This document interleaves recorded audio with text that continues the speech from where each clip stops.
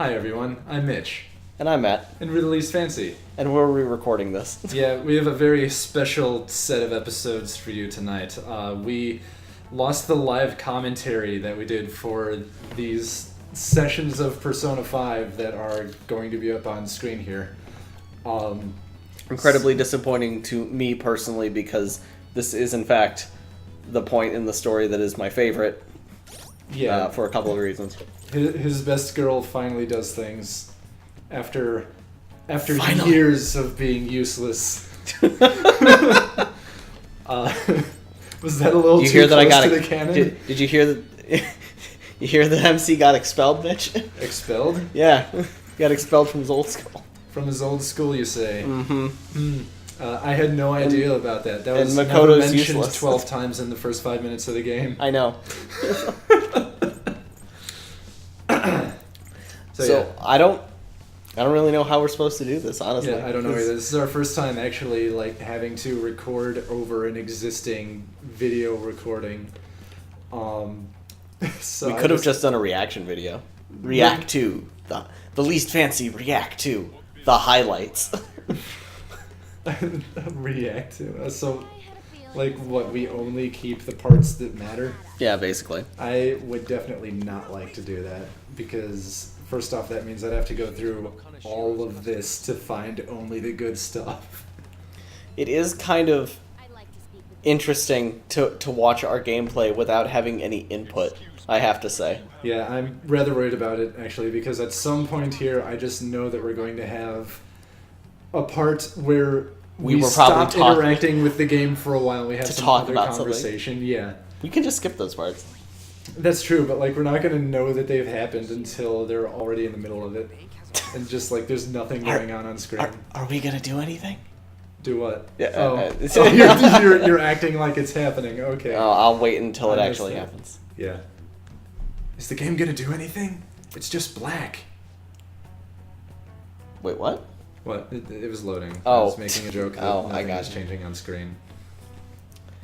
Makes me wonder why this bank is unlike the other palaces so far in so much as it conforms to the expectations of an actual bank, where they have reception and security guards and apparent employee shadows. Right, but actual banks don't have these massive wing areas. Well, what I mean is, if this is a bank you can walk in the front door and ask to speak to a banker at, or go to the teller, even though it's the cognitive world, why wasn't Matarame's museum something you could walk into from It the was, front door? actually. If you remember in the opening area of it, they had that long line of people waiting to get in, but we were sneaking in. But no one, and also, there may have been a long line to get in, but there was no one in there.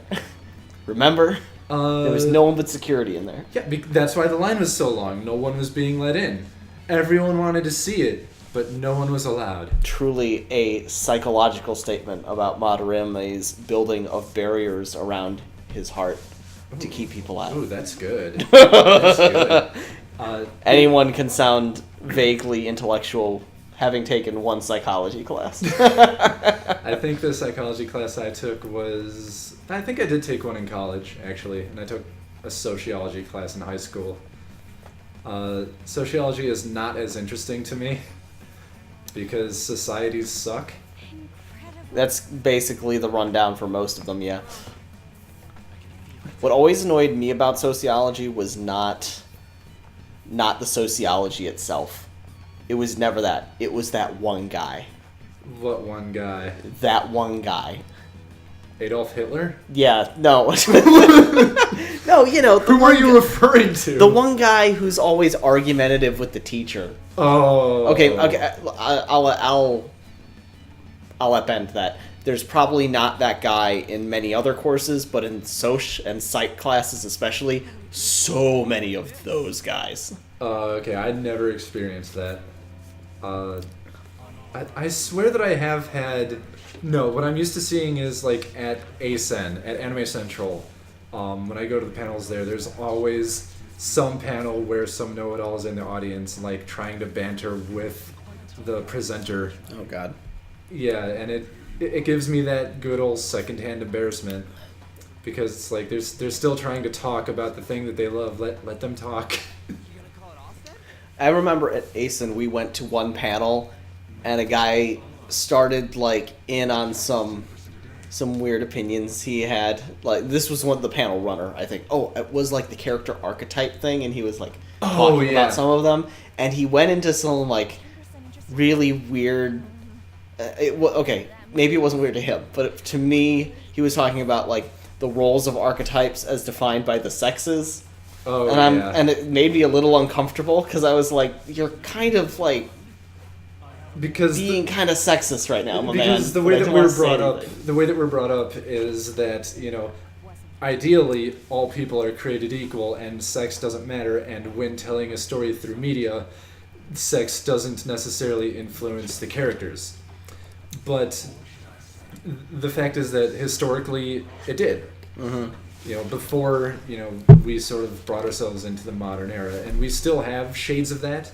I think that a lot of talk of being blind to differences like sex or race is actually kind of counterintuitive. What you want is to be treated equally in regards to respect and like ability, but race and sex still have differences that are important to a person's identity that shouldn't be ignored, like because that race or that sex is part of their life's experience, and so you can't just say it doesn't matter at all. I don't see race, I don't see sex, I just see qualification. Well, I mean, but they're a part of that person that are intrinsically tied to that they like because they're them. Like for me, being in the tech sector, it is normally considered a male-dominated industry. Right. So, like, knowing one chick in college was, like, the norm. That, like, every person in my college that was in the game programming course was male, except for this one person. And it stands out. Yeah. It does. Like, even if you try to avoid prejudices... It stands out. There's no avoiding it. Exactly. And I think that there's different types of people in that regard. Some people will be like, well, I don't want my race to matter at all. I wish you wouldn't, like, care about it. And other people are like, actually, like, don't ignore that I'm black, or don't ignore that I'm Asian. Like, I am, and I want it to, you know, I want that to be recognized. Like, we even have, like, a sort of a lesser example of that in our own group, in that Mary loves that she is a nerdy chick. I know. I don't think she's as nerdy as she thinks she is. She goes to lengths to remind us. Yeah, it's like, exactly. Yes, Mary, okay, it's none of us, no one here is one of those guys who call chicks fake gamer girls. Right. You're not among that company. You're fine. Right. Yeah, like, even when I was kind of more thinking along the lines of, like, yeah, women are unusual. I mean... That's, like, the least subtle way I can say it, but, like, if I get straight to, like, that part of the back of my mind... Oh, man. It's difficult to deny that, you know, in those male-dominated settings, it's like, huh, a chick. That's why I do appreciate the Persona games for going to lengths to have an equally distributed cast. Yeah. Even so, this game itself, actually, its female characters are... decidedly female. If you look at, especially, it's most obvious with Ann's arc early on, where she is a victim of sexual harassment. But even parts of, like, Makoto's identity have to do with her being a girl. I wonder, yeah, like, the desire to, what? Like, the whole thing of being student council president, like in most media these days. Oh yeah, it's usually a chick. President. So that part of her character identity is sort of enforced into that. It shows itself in weird little ways like that, even if it's not something that you consider integral to the character. It's a part of where they came from. I remember this part of the fight. We got so excited when we discovered the combo potential. Yeah, and then we got so scared when Yusuke went down. Oh god, this was so bad. Yeah, because right there. Why did that happen twice? Yusuke just died because he got double crit. The crit gave him a one more. Oh, he died and then died again. And this is where we were screaming about it. Yeah, because it's fine. He's brainwashed. all of a sudden it was clear that this was a really bad situation to be in because Morgana's health is now at zip, and Yusuke is literally dead.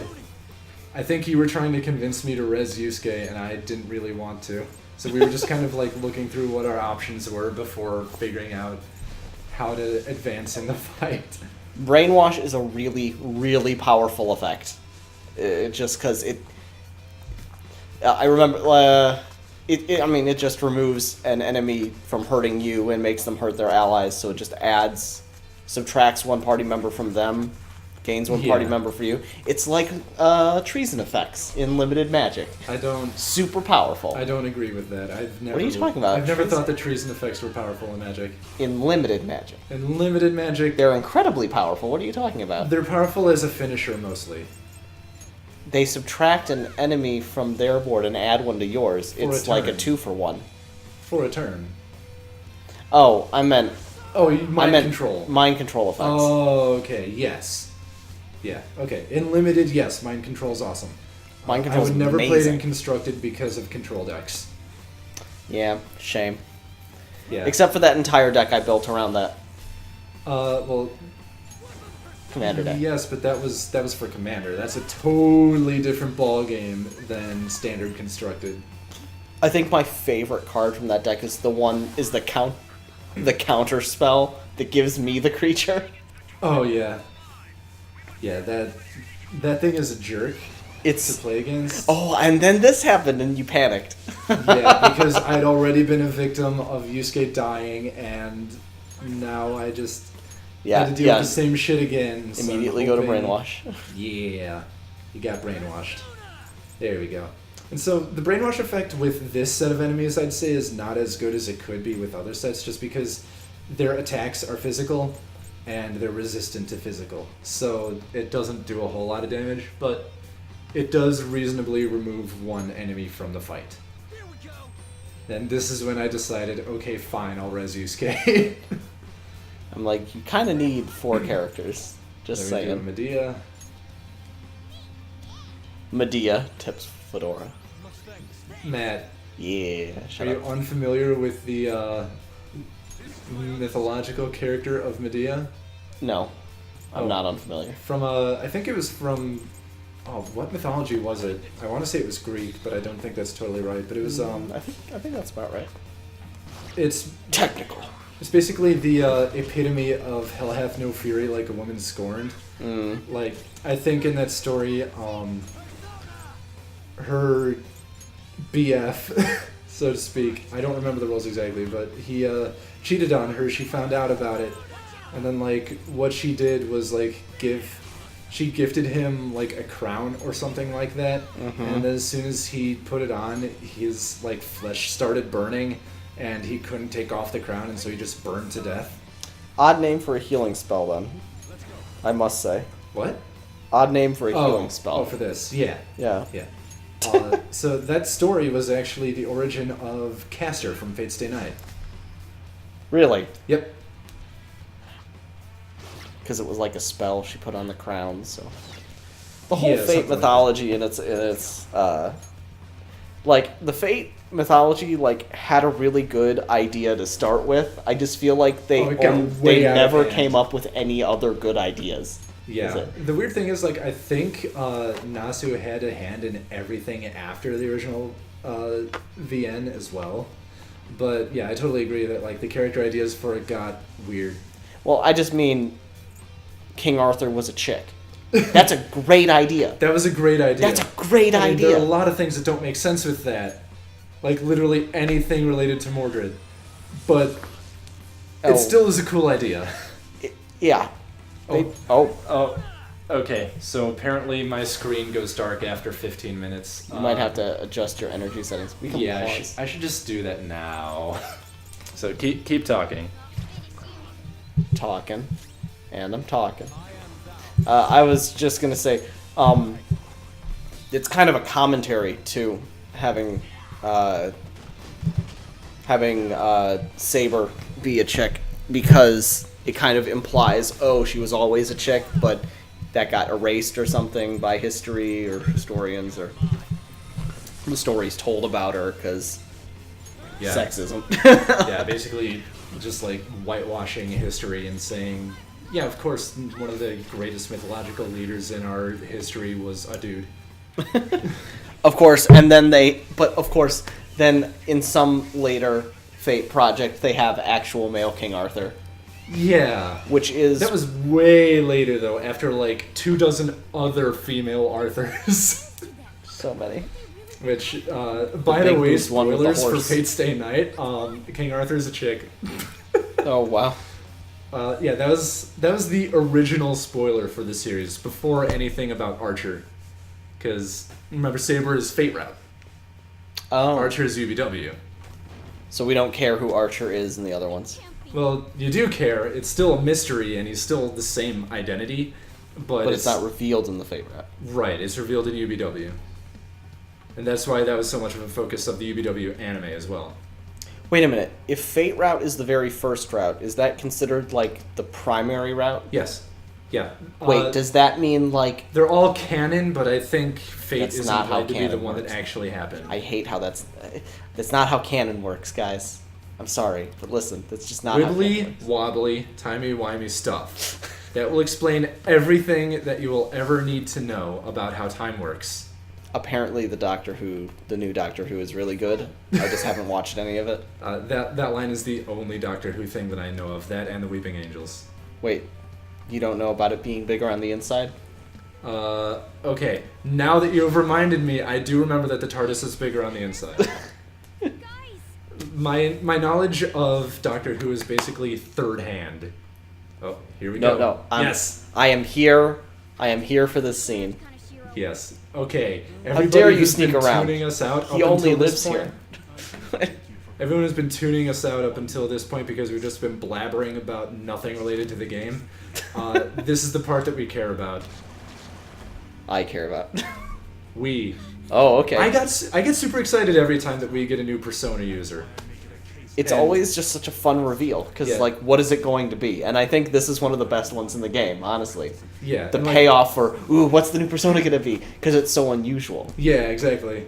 And man, I had no idea what we were in for here, but this was very clearly the scene in which she's going to become the Persona user because everything about the way it's set, the dialogue that's going on, she greatly takes focus in this scene in a much more resistant way than she was previously.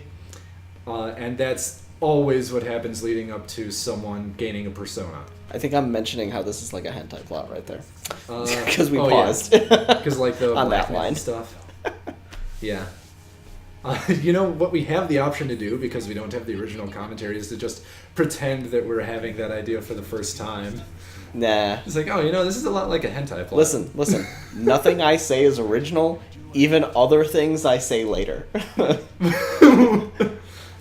I'm worried about how the next 2 hours are gonna Everything go. I speak is a repetition of something I spoke earlier.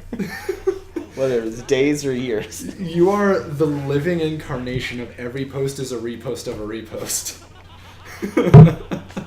Absolutely. Oh, generic evil laugh. I've been listening to you go on. Here we go. Yes. Go Makoto? off, queen. Damn mouth, you money-grubbing asshole! Yes. Honestly, even the second time hearing this, it's still cool. And this is where I was in. This loading screen right here is like, yes! Yes! Come to me! Very well. Let us proceed with our contract at once. She just accepts it so fast. She's just like, I'm in. Let's do this, bitch. Yeah, she's just like, I'm hearing voices in my head. Okay. Now art thou. You have finally found your own justice. Please, never lose sight of it again. You say like an elevator attendant. Okay. I'm disappointed that in the anime adaptation they got rid of the floor shattering when she stops. Aww.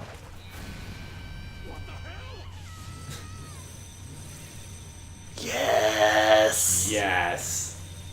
badass motorcycle goddess. Now, what is this persona's identity again? So, her persona is Johanna, who actually I That's think I can right. look up. Oh, all right. Was Johanna a biker? No, not even a little bit. I've got to say, like, up until this point in the story, I didn't really care all that much for Makoto. Like, for me, She was the know-it-all. it was funny to me that you loved her so much. And when she was clearly so bad. Right. Like, she was pretty inept at a lot of things, if we're fully honest. But no, it's not like she never had her heart in it. But, like, this right here, she got really cool all of a sudden. Okay, so history. Johanna is based on Pope Joan, a legendary medieval woman who reigned as pope for a short period, going against the Catholic Church's ingrained tradition of male popes. The story was widely believed for centuries. Modern historians have found no evidence of her existence, believe the legend to be a work of fiction meant to discredit the church. Okay, so basically that ties in very closely to what we were talking about before with gender roles in media. That Mm-hmm. there's a person who... I think you didn't use her very extensively in this fight, though. No, I didn't. I don't know why I was so afraid to. Oh, that's right, because I had to keep using her to heal. Oh, right. Because the party comp got rid of Morgana. Yeah. I wonder how the party comp gets changed up. Let's see, you had, like... This is only the second time that I had more than 4 party members, so... Yeah, but I wonder who it decides to displace. Like the person at the lowest health when the combat starts? Judging by position, I'd guess... Nah. It was the third person. That's so it's probably not like a they question changed out that's the worth last asking, like, on normal difficulty. Well, right, but... On hard. For me, just trying to figure out the system, it matters. Because you're right, that is a good question of how do they decide. Like, do they assign roles to the character and they take out one of the characters that fits that role? Oh, did you die here? No. I think you died here. No, I didn't. Are you sure? I came very close. Are you sure? I came so close to dying. Yeah, you were like, I need to just use some healing. I am at 6 health. That is a 6. The number 6. Out of all of my health, I have 6 remaining. Hey, the only life point that counts is your last one. Bam, now I have all of them right in time because I got 69 right after that. What? Oh, I'm an adult. I know I'm an that. adult. What's funny though? Nothing. Nothing, Mitch. Nothing. Oh, of course, nothing. Mm-hmm. Nothing. Nobody said Nothing at all. anything humorous. What? What? What? No, it didn't happen. We can stop this joke now. Yeah, we're done. We're done. Alright. She has like the upgraded version of Dia, right? Yeah, she's diorama. Medium. Oh, diorama, right? That's the Diorama. medium. Medium healing. It's clearly diorama, a panoramic view. I love the general way that they indicate how powerful something is with just descriptors that could, in other contexts, be synonyms, but are here like clearly representative of levels. So you got like low, medium, high, obviously, but then it goes higher. I think it's like severe, outrageous, or Outrageous? Well, let me see if I can look up what the damage levels are. But Aww. I just want to believe that it says outrageous, because that would be awesome. Getting up to the later stages of the game and checking out new skill you get, and it deals an outrageous amount of damage. It just sounds great. we've gone to ludicrous speed. Sorry. Oh. And then someone got technical.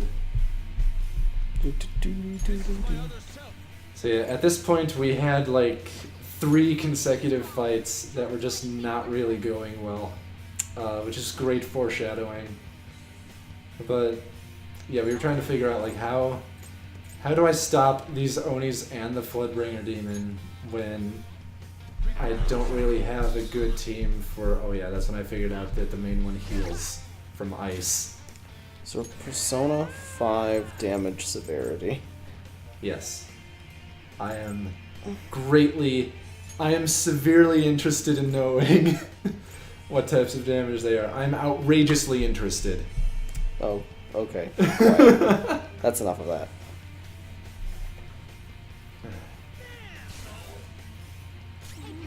Da-da-da-da.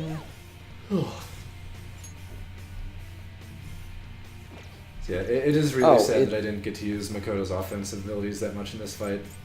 So I think it's low, medium, high, heavy, severe. Okay. Not outrageous? No outrageous, I don't That's think. sad. Severe, Alright. severe is the highest. Alright, Atlas.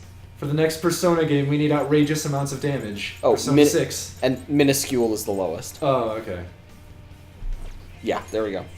Okay. But yeah, I definitely want outrageous amounts of damage. You want That outrageous. is, that is the goal. It So should just be a one-hit kill. if somehow someone in like Atlas's US division manages to see this video, please do everything you can to bring outrageous damage into the game series. I will not rest until everything is outrageous. It's time for gun. Time for gun, and then gun time ended. And then Isn't that just such a nice, satisfying feeling to block damage like that? it is, but it would be even better to not have to do that. What do you mean? This is just a really rough fight, honestly. You got through it. I did. Are we on normal Spoilers, I difficulty get here? through it, but I don't remember this fight being as difficult as it was for us when we did it, when I did it on my own playthrough. yeah, I'm And I wondering can't what level tell. you were at for it. Yeah, I guess I am too, but there's no way to go back and check. Yeah. Unless... You know what you should do from now on is start streaming your gameplay of everything you play and then just cry. Can I stream it on YouTube? I think so. I mean, Because, technically... I mean, I could do, like, in my spare time, just like, hey guys, at least one half of the... What would one half of the least fancy be? Like, least. I'm Matt, and I'm the least. I think since I would have the choice of what to be, Oh. I would just be the fancy. The fancy. Okay, I'll be the least. I'm fine Be with like, that. hey guys, the fancy here. The fancy. To stream for the least fancy. That honestly just sounds dumb. Just say that you're Matt from the least fancy doing it. My playthrough. my streams right now wouldn't be very interesting because all I'm doing is trying to work my way through The Witcher 3. The real reason why your streams wouldn't be very interesting is because they'd be going at like 3 Mbps. Fuck off. Hey, you know what? Once I have Metronet, once Metronet expands into our area, I'll have gigabit internet, bitch. Okay. It'll be the best. You're still gonna have a wireless connection to it though. Yeah, Most but my likely. wireless connection will be able to be maxed out, Hmm. which isn't currently the case. My router and my Wi-Fi adapter in my PC can handle up to like 54 megabits. So, Okay. you know, getting Yeah. getting 100 and not being able to use all of it is a much better scenario than getting 3. That's true. That is true. So, The reason why it concerns me a little bit is just because just looking at my own experience having my own internet in the apartment, mhm. like on wireless I was getting 20 at most, What are you getting now? but because I keep my stuff plugged in now, and I have a hardwired Ethernet connection, I'm getting around 90, Nice. which is, it's nice. Yeah. That's pretty nice. Even though it's not 69, it's still nice. What? You keep being really disappointed with me for things that I don't understand. Tisk tisk. I'm kidding, I understand. Good. I'm glad. I'm glad you understand. Put your phone down, sir. We are working. This is our job. I'm not getting paid here. Neither am I. It's volunteer work. Oh, good. I've been doing a lot of that lately. If you want to leave, I'll hold down the fort on my own. I'd urge everyone to vote for Laura and Underwood, but Matt, the votes on Tuesday. Yeah, Matt, this Who is is your coming out next. who's your like, representative June. here in this district? What? I don't know. You live in a different district than us. Matt, right? it doesn't matter because this movie isn't coming out. This video isn't coming out for 7 months. The vote will have long passed. You're voting on Tuesday, right? No, Bitch. I'm not going to let you guilt me about my political non-affiliation. It's not about non-affiliation. You should be voting. I know, I understand. I've been told that all my fucking life, but I don't pay attention to politics. I don't have particularly strong opinions, and I just don't want to vote. All right. I know that I should. I know that it is a responsibility of mine as an American adult, but I do not believe that I can make an informed decision about it. Eh. And I don't wish to just randomly vote for someone because someone else told me to.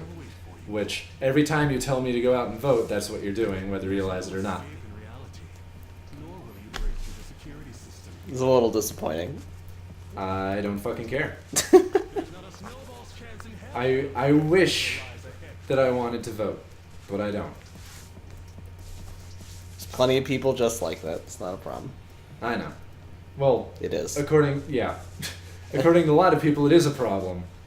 But I hate the fucking culture of guilt around it. I understand why it's important. Now shut up about it.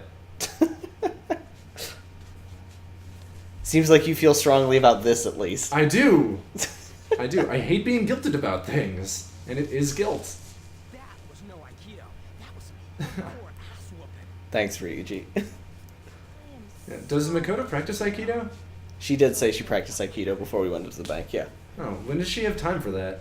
I have no clue. She's the student council president, Mitch.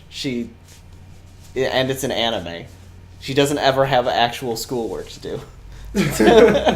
That's true.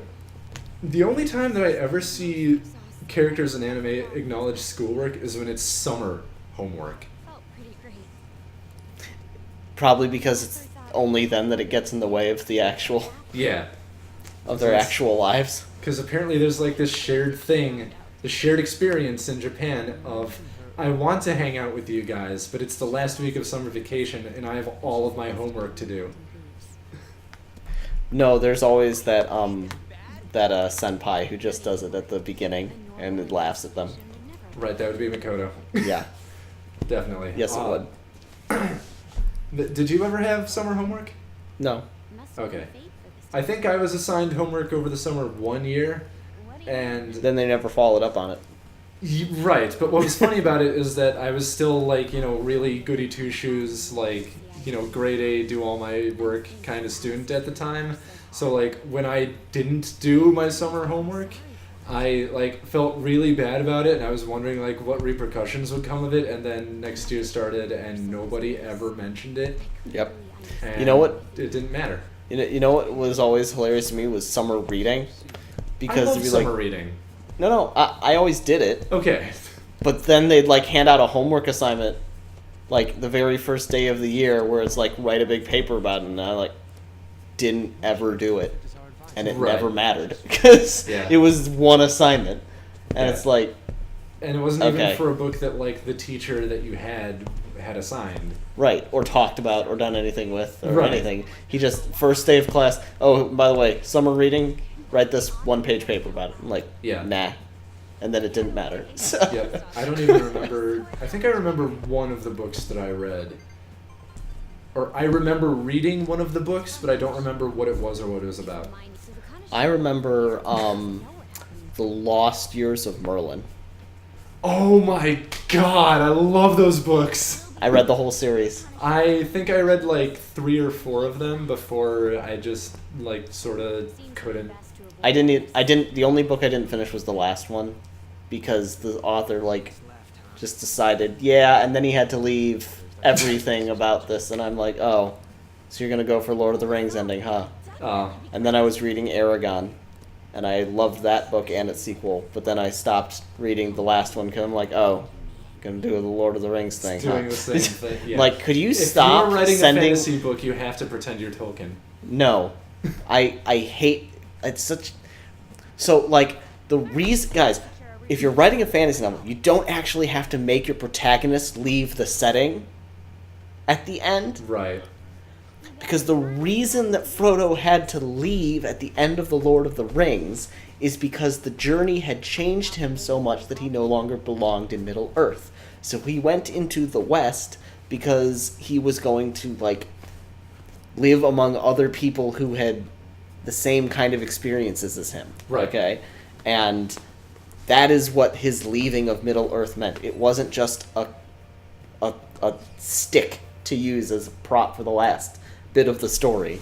Right. That if it's not thematically appropriate, there's no reason for your protagonist to just leave the entire setting at the Right, end but of if you're not familiar with the reason for the convention, then the convention seems like, oh, of course, it's like, symbolic of something, and it's really important. Well, no, it is symbolic of something, but if your Yeah, story but doesn't... only in the right context. Right, in the context of The Lord of the Rings. Yes. And But you can't just include it in your own writing without this similar meaning. Exactly. And... yeah, but that's how a lot of fiction is, Yeah.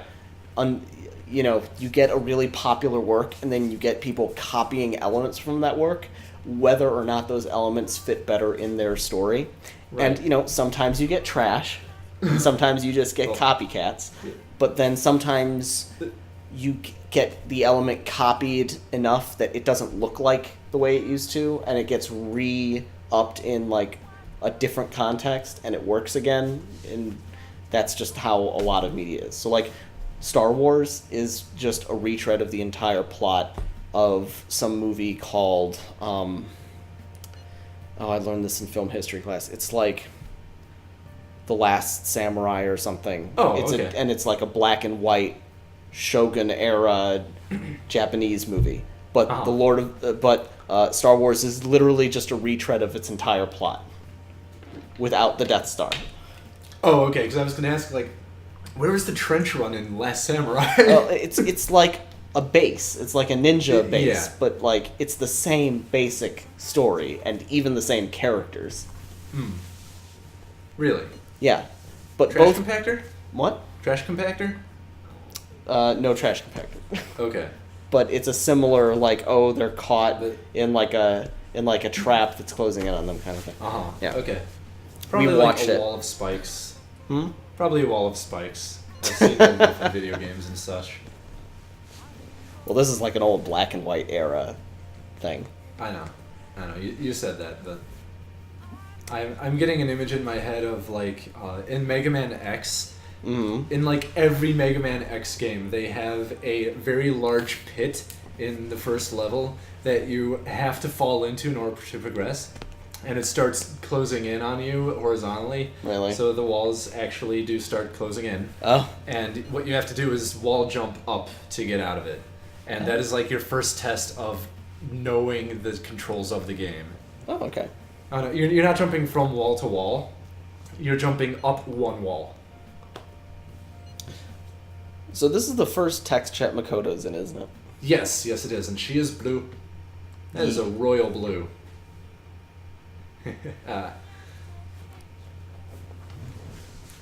Yeah. What we missed in this round of recording was that Ryuji quoted a Bon Jovi song. On a steel horse, I right? Yeah. On a steel horse I ride. And Makoto's like, I am certainly not wanted. Yes, dead or alive. She didn't say that. But Yeah, that I wish that we could hear these characters actually sing it. that would be good. why is Makoto's poster here so fucking badass?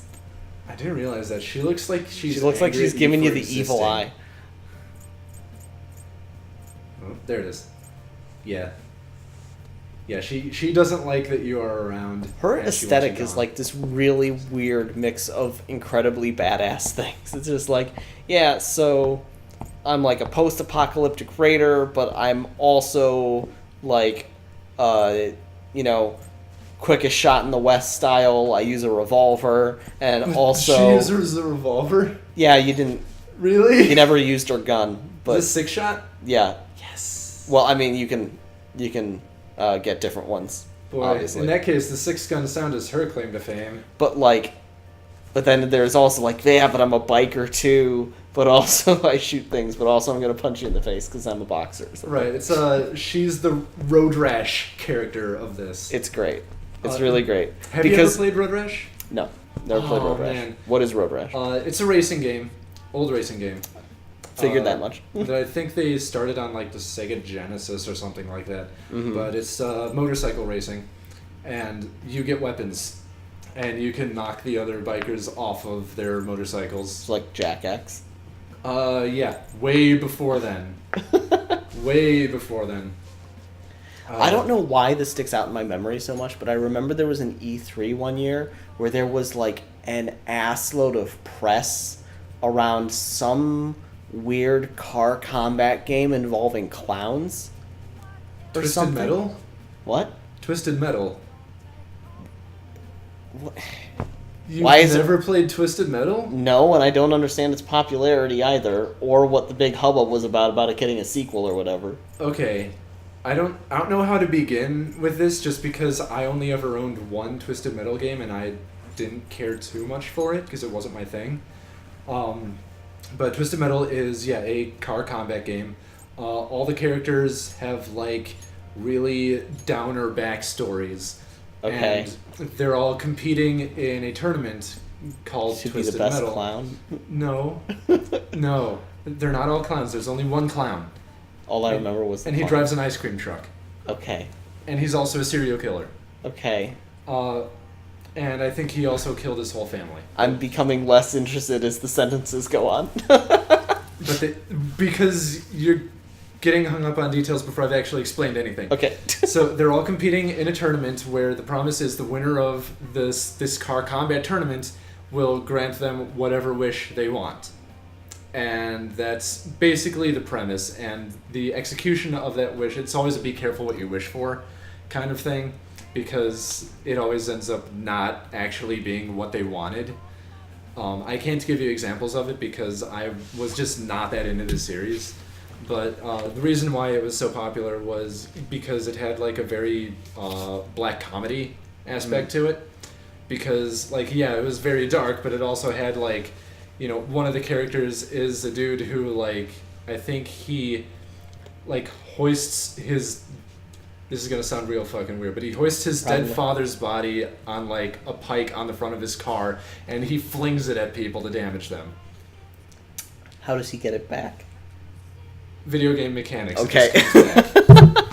It respawns like the missiles in Ace Combat. Yeah, They just appear on like the I wiki think then. this game series started on the PS1 Oh man. or something like that. So like that stuff was fine then. So it was stuff like that combined with like actually being really well balanced and actually fun to play Huh. that actually gave it its popularity. The one game in the series that I had was Twisted Metal Black, which was by far the darkest of those games. But it also had a not- Rolling Stones song as the OP. For not caring too much about it, you I was just reading about the series on Wikipedia. we took a break. We did take a break. We can still keep talking. Should we take a break?